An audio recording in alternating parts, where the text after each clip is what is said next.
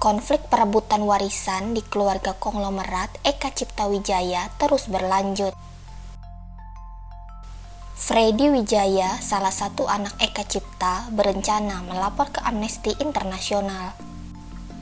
Freddy merasa dijolimi karena keputusan Mahkamah Agung Republik Indonesia membatalkan status hukumnya sebagai anak Eka Cipta.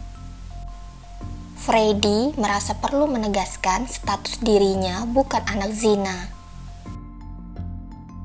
Tuduhan anak zina, kata Freddy, berasal dari saudara-saudara tirinya, Indra Wijaya, Muchtar Wijaya, dan Franky Usman Wijaya.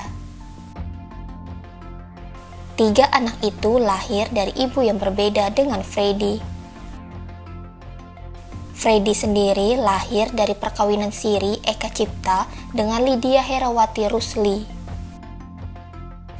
Semasa hidup, Eka Cipta diketahui punya 28 anak dari 5 istri. 11 tahun sebelum meninggal, Eka Cipta membuat surat akta wasiat untuk pembagian waris. Ia membagi warisan sebesar 76 miliar rupiah kepada 34 penerima.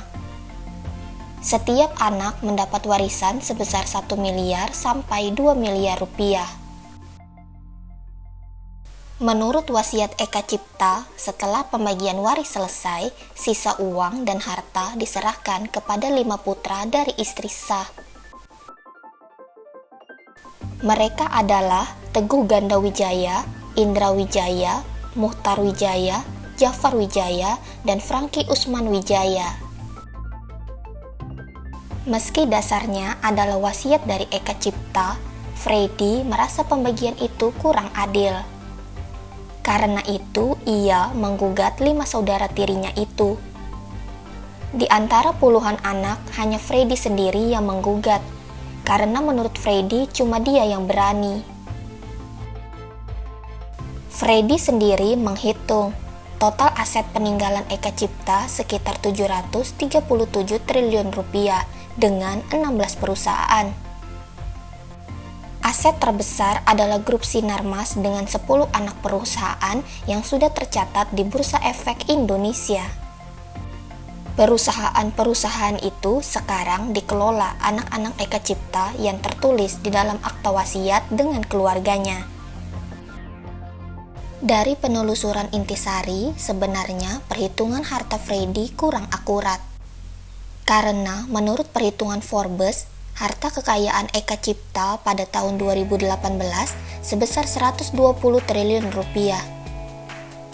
Namun, jumlah itu sudah menempatkan Eka Cipta sebagai orang terkaya ketiga di Indonesia.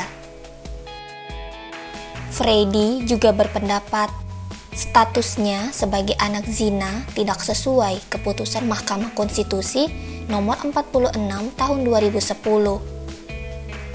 Keputusan MK menyebutkan anak yang terlahir di luar pernikahan resmi tetap memiliki hubungan perdata dengan ibu biologis dan ayah biologis beserta keluarganya. Freddy juga menuduh pembatalan status hak hukumnya di MA didasarkan pada bukti-bukti surat atau dokumen palsu. Ia sudah melaporkan pemalsuan itu ke kepolisian, tapi polisi belum menindaklanjuti. Karena itulah ia bertekad melapor ke Amnesty Internasional. Pengusaha konglomerat Eka Cipta sendiri lahir 27 Februari 1921 di Guangzhou, Cina.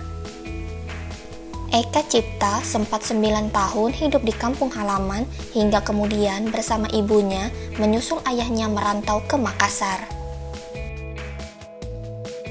Meski hanya bersekolah sampai SD, Eka Cipta punya keahlian berdagang dan dikenal sangat gigih. Semasa hidup, ia membangun jaringan bisnis dari pulp dan kertas, agribisnis, keuangan, properti, telekomunikasi, hingga energi dan infrastruktur. Eka Cipta meninggal dunia tahun 2019 pada usia 98 tahun. Akan tetapi setelah Eka Cipta meninggal, justru muncul persoalan karena konflik di antara anak-anaknya. Akankah semua ini akan berakhir damai?